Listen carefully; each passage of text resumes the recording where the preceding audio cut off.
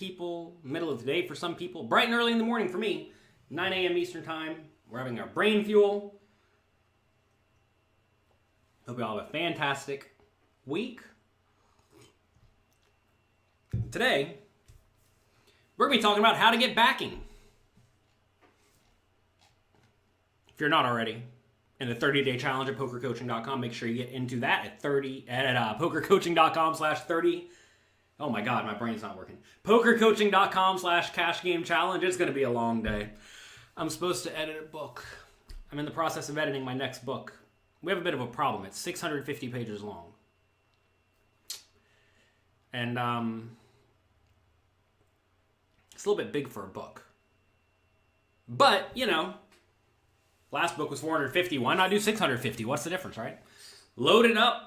Give you everything you could possibly need to make all the money from playing poker. Anyway, make sure you're part of the 30-day cash game challenge at pokercoaching.com/cashgamechallenge. Louis Philippe, good morning. Hope you're having a great day. Louis Philippe's been running study groups at pokercoaching.com in the Discord. Make sure you get in that. I believe they'll be studying right after this show. So make sure you are in the study sessions. Did I not go live on Instagram? I think I forgot to go live on Instagram. It's okay. Hello, Instagram. We finally made it.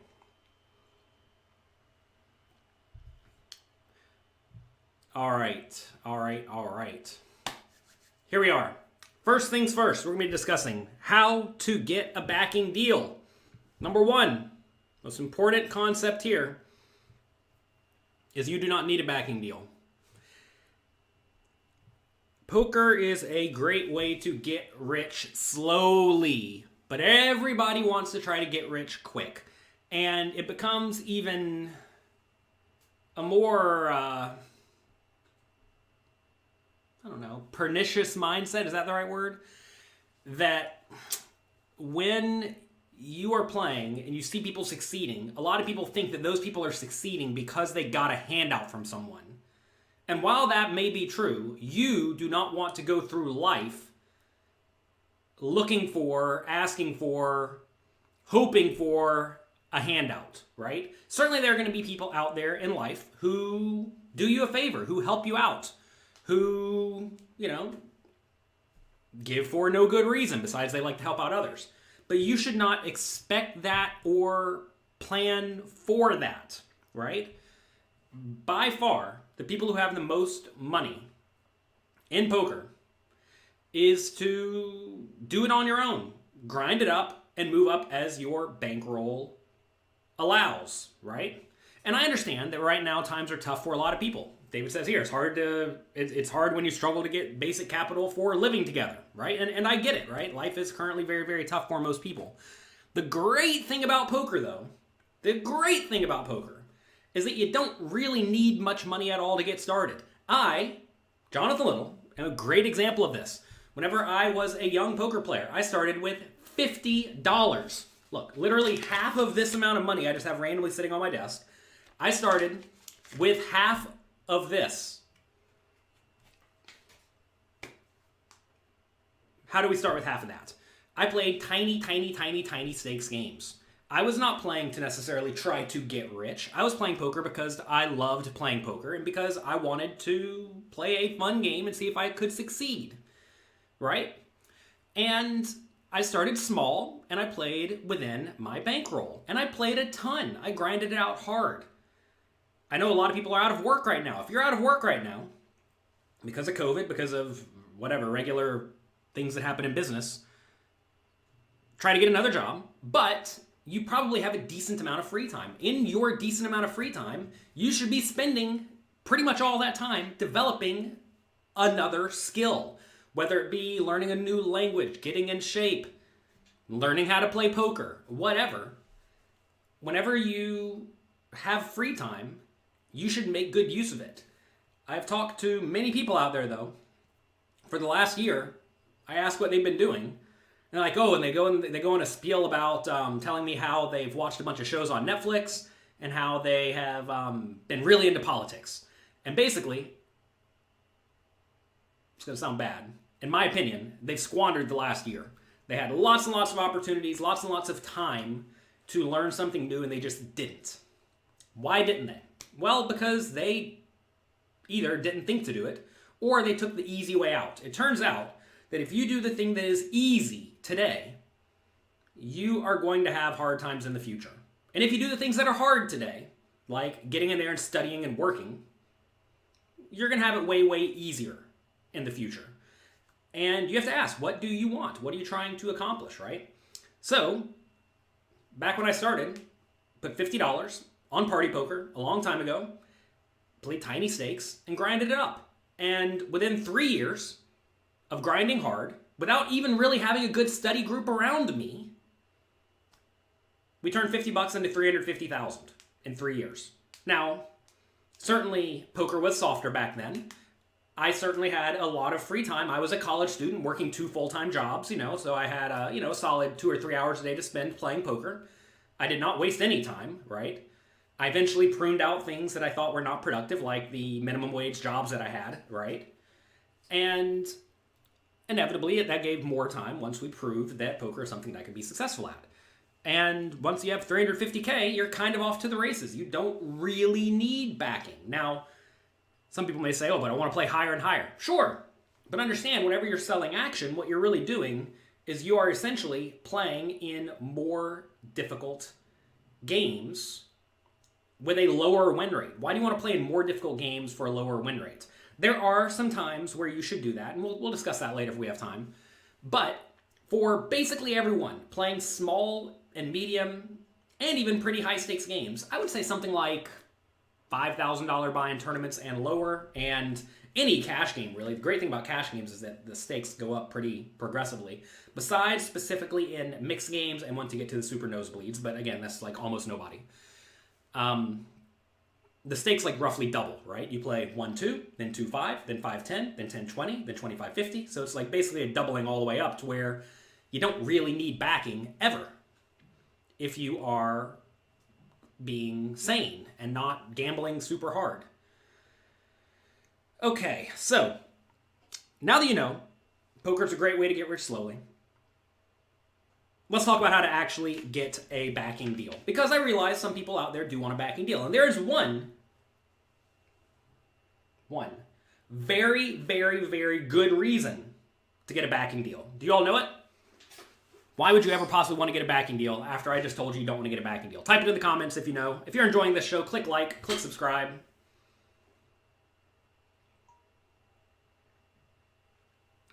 Monkey nails it right off the bat. Nice job, Monkey. Joss nails it. All right, good, good, good. The reason you'd want to get backing is that in exchange for getting backing, you will be coached by someone. It's very, very valuable to get education, to get coaching. I'm part of a poker backing site, pocar.com, Pocarr.com. Make sure you check it out. And they have a gigantic library of videos and lots of tools for their backies to use, right? And essentially, it's a very, very valuable private training site. This would be one of these training sites. They probably charge you $500 a month or something to join it. And they put out content on a regular basis. They teach their students as they move up in stakes. And essentially, they take players who have already proven that they are dedicated to studying, dedicated to the game, and they teach them from being, small stakes grinders to high stakes crushers, right? What was that website? Pocar.com, Pocarr.com. I wrote a book with many of their coaches. It's called Excelling at Tough No Limit Hold'em Games. Check this out if you are not a Pocar backee, but you want to learn a lot from their coaches. Check it out. Some of their other coaches. Giraffe Ganger, Bert Stevens, #1 online player in the world recently.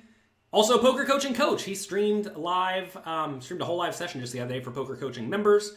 Also, he did a webinar with Michael Acevedo the other day. It was great. Check that out. They have John Van Fleet, Ape Styles, very, very strong player. Vlada Stojanovic.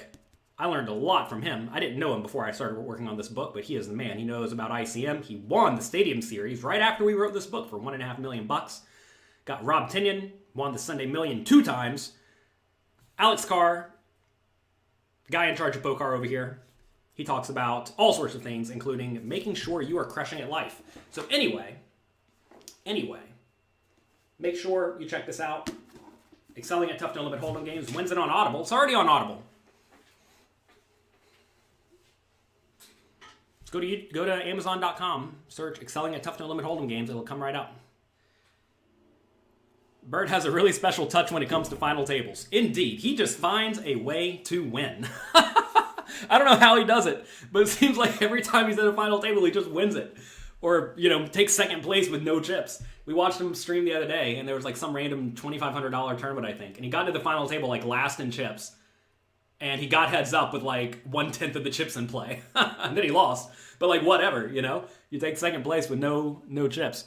It's amazing. Anyway, I love his streams. I watch them as much as I can. And the recordings are all available at pokercoaching.com in the Play and Explain section. So make sure if you want to watch literally the best tournament player in the world streaming in a private stream for Poker Coaching members, you check that out at pokercoaching.com. Okay. When you get a backing deal, you want to make sure you are getting coaching, because then you are getting value added to you, right? You are not just taking money and playing with it. Ideally, the backing site or whoever's backing you will teach you. And obviously, bigger backing companies are probably going to have more resources to help you succeed than a random guy on the street giving you money to go play, right?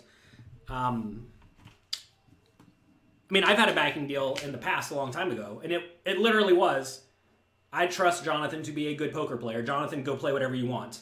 Your cap is $25,000 per tournament. Don't play bigger than that. And that was it. Probably not the best rule set for most people. It actually worked out well for me and the backer because I am one of the rare reasonable humans in poker.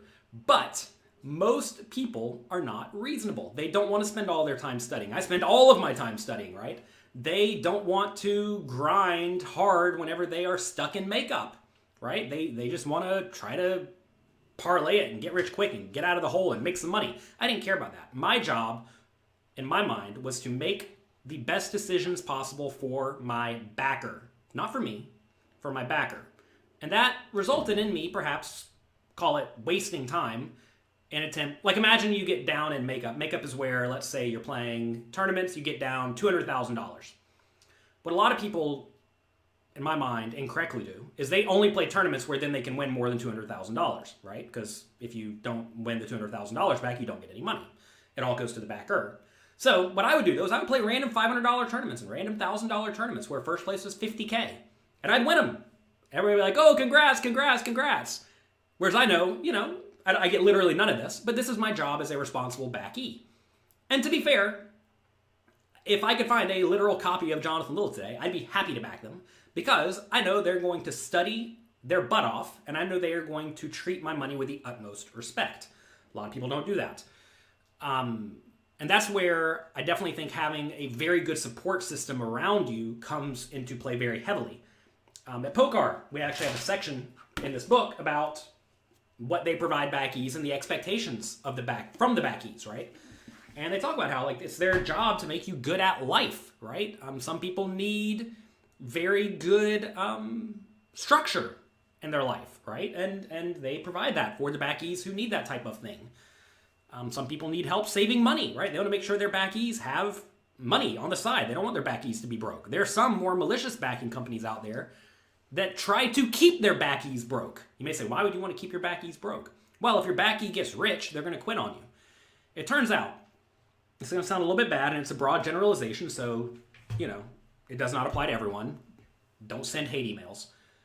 But essentially, most people who are backed long-term have some sort of leak, or they are just unnecessarily nitty, one of the two.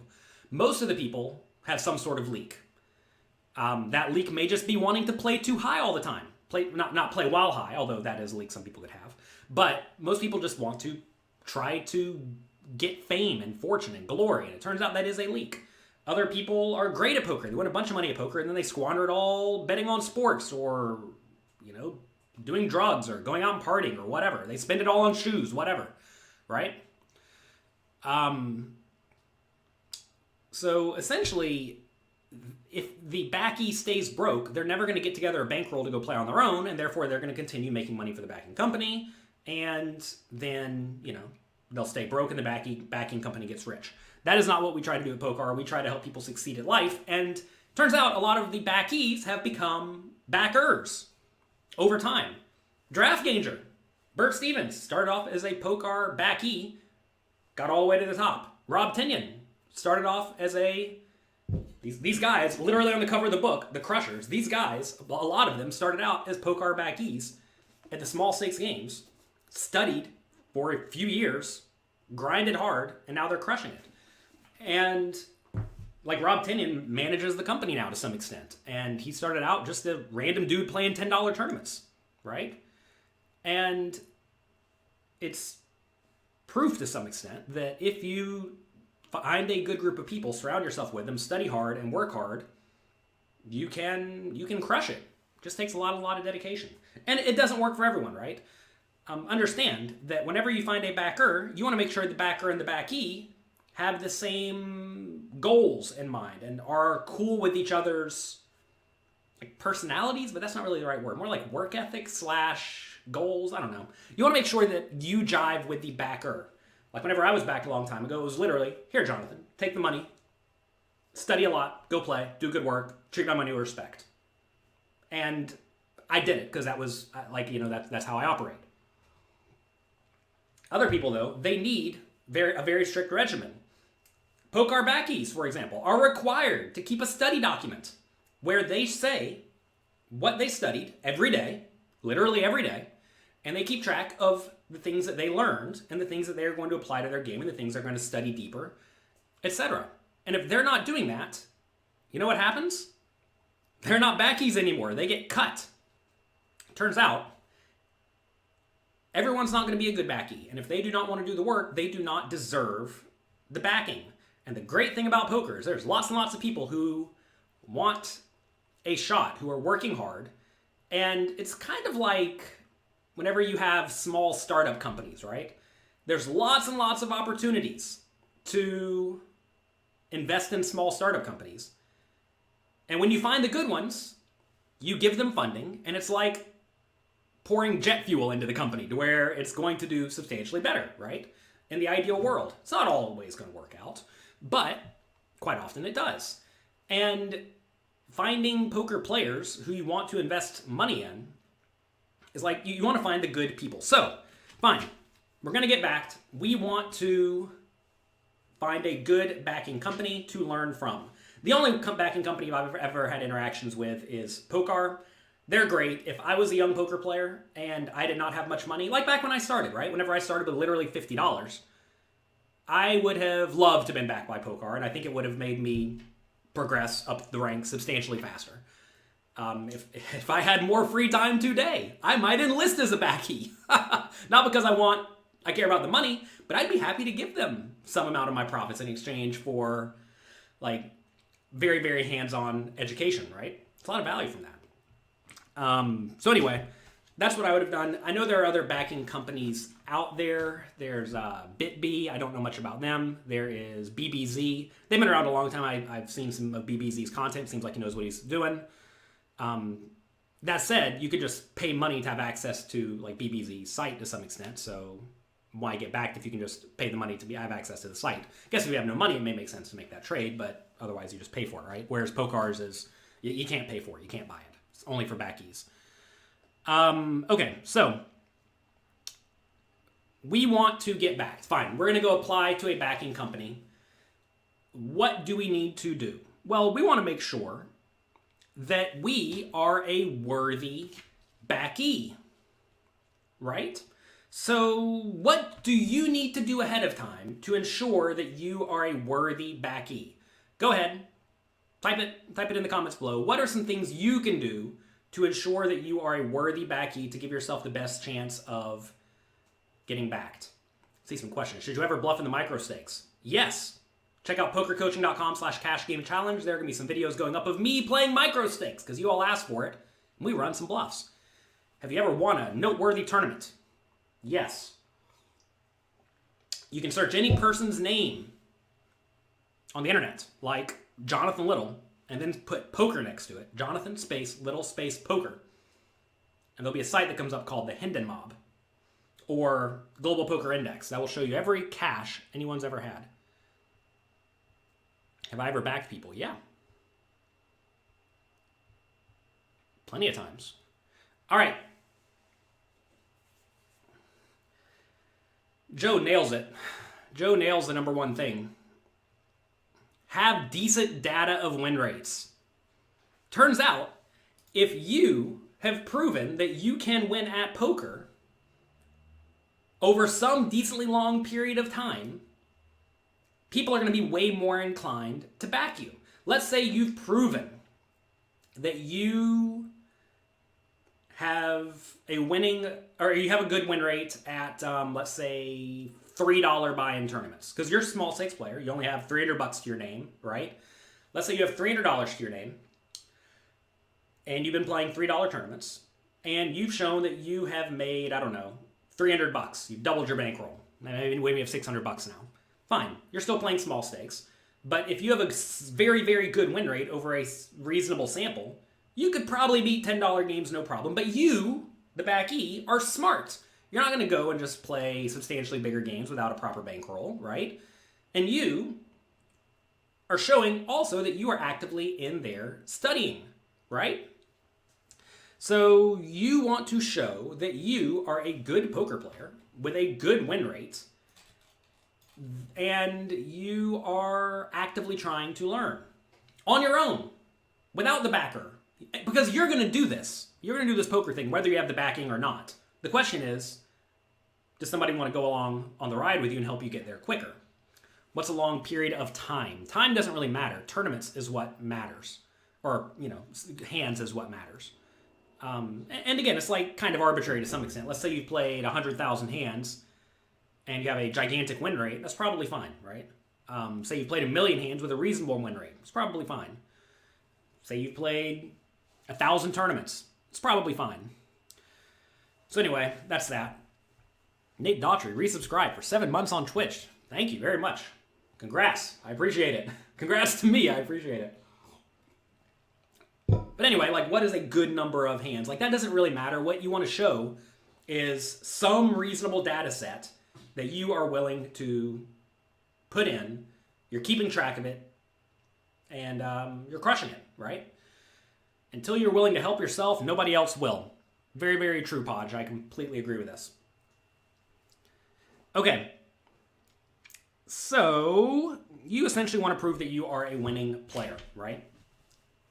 This is where a lot of people go wrong right off the bat, is that they are not winning players. If you are not a winning player, a proven winning player, over any sort of sample, why in the world would someone want to give you money? Well, they won't, right? Nobody's going to want to just give you money. So why would you expect it? You shouldn't expect it. To be fair, you should not expect anything. I kind of hate the word I deserve something because I don't feel like we deserve much. You want to make sure you're a winning player. Have I made this clear? If you're not a winning player, no one's going to give you money. At least no one with a brain. Now look, we're not going to go on to the scammy side of backing today. Could probably talk about that at some point in the future. But certainly there are people out there who blatantly lie, cheat, and steal from their backers. Pokar has many, many things in place to ensure this does not happen. But there are random rich people out there who are easily deceived into giving other scammy poker players money. Whether this be for business, whether this be for playing poker, whether this be action in a game, whatever. Do not fall for scammers and do not be a scammer. Do not be a scammer. Nothing good comes from that. I don't know very many scammers who actually have any amount of money long term. It all blows up at some point. And you do not want to be in that. You would much rather, instead of spending your time trying to scam people and lie and cheat and steal, spend your time actually developing a useful skill. Okay? All right. So anyway, I'm not really discussing this today from the point of view of I play poker every once in a while. My friend over here wants to back me in one tournament. You know what I mean? Like, that's not really what we're talking about. We're not talking about like a one-time backing deal, because that's just like nonsense to some extent. Okay. So yeah, prove you're a winning player. Prove that you are improving as a person. You want to consistently prove to the backer that you are going to succeed whether or not they help you. You are trying to make sure you have no leaks. You're trying to prove that you have the desire to succeed and that you are actively improving. And if you show that to any backer, any backing conglomerate, they're going to be impressed by that. Because 95% of people who go and apply to a backing company are like, I play poker some, I'm break even, want to give me a shot? And the answer is no, we don't want to give you a shot. Why would we, right? We have plenty of good people who want to play. Why would we back bad people? You have to understand, it takes a lot of time, effort, and energy to make a poker player go from being a tiny stakes break-even player to a high stakes winner. It's just not worth it. You'd much rather take people who really, really, really want to succeed, who are probably going to succeed anyway, and help them, because it's like a way better bang for your buck, right?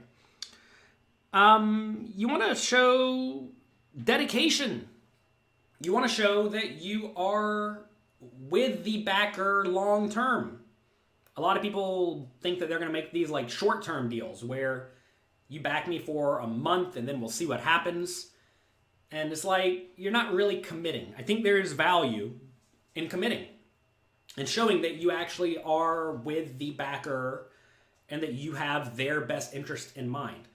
It turns out, if you are more loyal to the backer than perhaps even to yourself to some extent, you're going to be in good shape. I mean, like today, if I ever wanted to go get backing for $10,000 tournaments, $25,000 tournaments, there's a line out the door of people who are happy to buy action to me. Why? Why is that? Because they know I'm going to be immensely loyal to them. I'm going to do good work. And I'm going to be selling action at a reasonable rate. I'm not trying to scam them, right? So many people out there do this process of where they develop a following and then they try to sell markup to them at some egregious rate. There are various backing sites out there where people are selling action at like just absurdly, stupidly high rates where the backers are definitively losing money. What I mean by this, I was looking at something the other day. There's a site where you can buy action of people. People are selling action in like reasonably tough tournaments at like 1.4 or 1.3, which means they have to have a 30 or 40% win rate to break even right off the bat. Can I explain markup? Yeah. Find a site like, what's it called? Stake Kings, or I know GG has this in their client, where you can buy action in people. If you buy at 1.0, it means that you buy 10% of me, you get 10% of whatever I cash for. Even, right? Most people don't sell it even, although they should sell it even because most people are break even or losing. But let's say you sell at 1.1. That means that you're going to pay me 1.1 times whatever percentage you're buying. So if you're buying 10% of me in this tournament, let's say it's a $1,000 tournament flat, rake is included in the 1,000, you have to pay $110 for 10% of me, 1.1. Say it's 1.2, you have to pay $120, right? And essentially, that point X goes to the backer. I'm sorry, goes to the backee. So many. It's only two terms floating around, but they're easy to confuse. So essentially, you're paying a markup in exchange for action in that player, which could be fine if they have a solid win rate. Let's say I expect the backer, I expect the backee to have a 50% return on investment, and I'm going to pay 1.2. Okay? That means me and the backer, the two people here, are splitting the difference between their 50% ROI and the 20% I'm paying, which is 0.3, right? So we're splitting 30% ROI. So we each get 15% on average. The problem though, is that a lot of people out there who are not actually all that good at poker are trying to sell action to their fans, their loyal following, at like 1.5 in a tournament where their actual ROI is going to be 0 or 1.2 or something like that. So they're just fleecing their fans. Jonathan Little does not do this in my sell action. My sell action, it is at a very, very, very, very, very reasonable rate. And again, like I'm selling for like $25,000 tournaments, so I'm selling at like 1.05, you know, or 1.02, or even money, right? Because again, I'm not trying to screw the people who support me. But a lot of people out there don't view their following as their family. They view them as an asset to take advantage of. And you want to make sure that whoever you're following and learning from out there does not view you as an asset to try to squeeze all the money from. Okay? Just going to end that there. If somebody's selling action at a high markup, though, you are an asset. So approach that accordingly.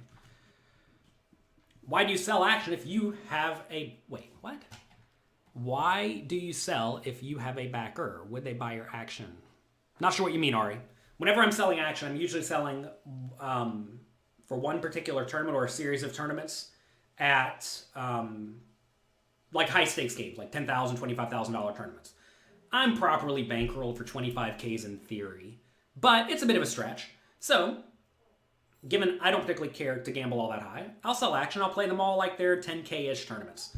Sometimes I'll sell action like the $3,500 main event as well, loop it all in to give the backer a little bit of a benefit and, you know, buy me into the bigger tournaments. But in theory, like, yeah, I don't need to be playing the bigger tournaments. There's certainly no necessary reason, but if I'm out there anyway, might as well play them like a 10K and call it a day, right? Because probably have some small ROI. Who pays the taxes? You pay whatever the profit is or losses are out the door, you pay your appropriate taxes. All right. What is a typical split in backing money? Depends on the deal, right? Typically, most deals are roughly 50-50 if they are long-term makeup deals. So whatever you get up, so if you buy it, let's say you get down 100K, you cash for 150K, there's 50K profit. You and the backer would split it 50-50, typically. There are various other ways to make the deals better. Back when I had a long-term backing deal, it was 60-40 for me, and also my expenses were paid. They went on the backing deal at 1x makeup. If you put money on the backing deal at 2x makeup, it acts as a loan.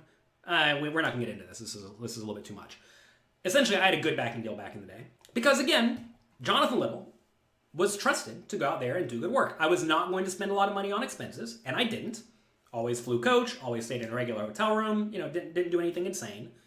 Always passed on whatever discounts I got to the backer. Like if, I got comped a room or something, that always went to the backer. I didn't charge them full price for the room or anything. You see some people do that, so, if you're a backer, watch out for that. I had the option to get loans if I ever needed it, which I never needed, but, it's nice to have that there. But, I had a good deal back in the day because I was trusted to do good work, right? Most people, though, they just get a 50-50 deal, no expenses, no loan possibility, I got paid a salary as well. Got paid $1,500 a month for expenses. It was a good deal. But I won all the time, right? You know what I mean? Out the door every time, I was winning money, and that's what a backer wants. The backer in the ideal world, assuming you're just a rich person out there, and you want to back people, find really, really, really good players, the absolute best in the world, give them a pretty good backing deal, 60-40, small salary each month, expenses paid, etc. Over the course of the next 5 or 10 years, they're probably going to win 20, 30, 40, 50% ROI. And that's just kind of free money, assuming you find the good people. The problem, though, is it's hard to find the good people. It's hard to find the good people. Back in the day, there was a well-respected player out there who gave, I think it was 70-30 splits to some people, knowing they're always going to win, so it's just a free 30%. Literally a free 30%. And that person cleaned up, backing literally the biggest names in poker, giving them 70% of the money with literally no risk. I mean, most people will just take that because then it's no risk, right? We take 70% no risk, or do you take 100% with swings, right? You'll find that some people operate fine whenever they are in makeup. Some people operate very poorly when they are in makeup. You want to make sure that you know that the person you are backing is very, very mentally tough. I've seen plenty of people who get in makeup some amount that they perceive to be big, and then they just go off the deep end and lose their minds, or they stop wanting to play, etc., etc. How do taxes work? Okay. Slow down, everybody. Everybody wants to care about these taxes. Okay, let's talk about this. Let's say I cash a tournament. Okay. We can approach this many ways. Let's say we're talking about a one-time deal. You buy action in Jonathan Little. Jonathan Little takes your $1,000. You have 10% of me in a 10K. Fine. I go out there, I play the tournament, and I lose. All right? You would want to send me a tax form that says that you gave me $1,000. That's how that would work. And then you, the professional gambler, right, would get a write-off for that. If you're not a professional gambler, I'm not sure how that works. Or if you're not a business, I'm not sure how that works. Let's say I go out there and I win. What would happen is you would still give me the $1,000 tax form. Say I cashed and I have to give you $2,000. You send me a tax form for $1,000. I send you a tax form for $2,000. You could net it out if you wanted. Some people do, some people don't. Having the nice clean paper trail is usually optimal. Do it how you'd like. Let's say I go out there and I win $100,000 for you. You send me a form for $1,000. I send you a form for $99 or for $100,000. It nets out to where you profit $99. Let's say we have a long-term deal. You could do this various ways. Easiest way is, let's say you give me $100K to go play. You actually take the $100K and you give it to me, and I'm going to go play for the next year or whatever. You send me a tax form for $100K, right? And then whenever I win, say I win $150K for the next year, I would send you a tax form for the $150K. That would result in you profiting $50K. Say I cash for $70, I'd give you back $70, whatever it is. Then you're down $30 or whatever it is. Definitely consult a tax professional. My tax professional is Teresa Fox. She is great. So professional poker players are considered gamblers. I think you're considered a professional poker player. Not really sure. I have someone who takes care of all my taxes for these reasons, because I am a poker player. I'm not sure about all these other things. Anyway, who pays the taxes? Each person pays taxes on whatever they profit or on whatever they lose. If the backer is the only one who loses money, they're the only ones who gets the write-off. Now, the backee could certainly write off expenses and whatnot if they are a professional gambler, right? What's the most action you've ever sold in a single tournament? I think I sold 80% in a $100,000 tournament one time.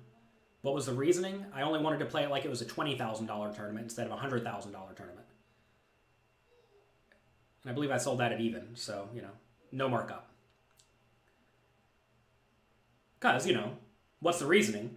Look, you don't need to play the $100,000 tournament, right? There's no real reason. Besides, if you win the $100,000 tournament, you get a World Series bracelet, small field, etc., etc., etc.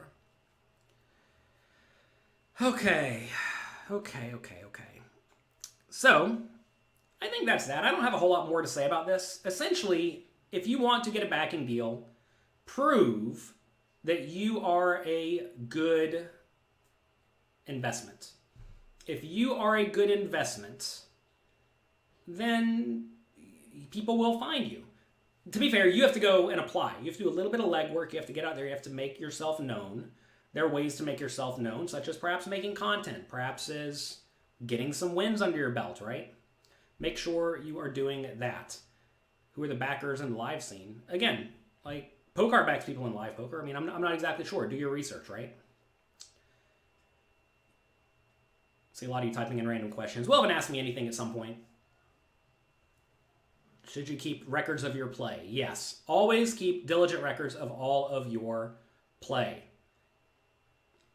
Is it feasible to play professionally if you don't live near a casino? You can play online, right? So, I mean, I don't know. Figure it out. That's a question for how much travel do you want to do, etc., etc. Make sure that, I mean, look, it's very important to be impeccable with your word. A lot of people out there think that they can say or do whatever they want and will have little to no repercussions. But if you are known as someone who thinks ridiculous things or says ridiculous things or acts ridiculously or makes poor decisions or, trust people who are deemed to be untrustworthy, people out there will not respect you. And it is important that you make sure that you are a respected member of the community who adds value. If you add value to the community and you build up other people, you, in turn, will be thought of favorably. If people think of you favorably and you prove with your results, even if they are at tiny stakes, that you are working hard and improving your skills and you have okay results or good results, that's where you become an obvious investment, right? And if you're an obvious investment, one of the backing companies out there will scoop you up because it's free money for them. And that's going to allow you to get in their system and be trained by all of their coaches, right? Like at Poker, go to Poker, you'll learn from all these players. And that's going to go a long way to helping you improve your skills. And then, you stay with the backing company indefinitely for a few years, whatever. Maybe become the #1 tournament player in the world, like DraftGanger did, our poker coaching coach. And then, you're no longer backed. You have plenty of money. You're off to the races. Or maybe you stay back. Maybe you keep playing higher and higher and higher stakes, right? DraftGanger talks about how he's backed in these 5Ks and 10Ks he's playing online, which, makes sense. There's lots of variance. And he probably doesn't, I don't know how much money he has, but he may not have $3 million or whatever he needs to play these games yet. So it's like, there's nothing wrong with that. Eventually you may no longer be backed, like a lot of people are no longer backed. I'm not backed in tournaments unless I decide to randomly sell action. So figure out what exactly you want. But if you want to interact with other humans and make business deals with other humans, they have to think that you're going to add value. A great way to show you're going to add value is by adding value for free, right? Look at this YouTube channel, right? This is stone free. And I do this because it adds value to the community. And I know that some of you out there are going to want to learn how to play poker one day. And whenever you do, you're going to go to pokercoaching.com, right? Like you want to learn cash games. You're going to sign up for this 30-day cash game challenge we have running right now.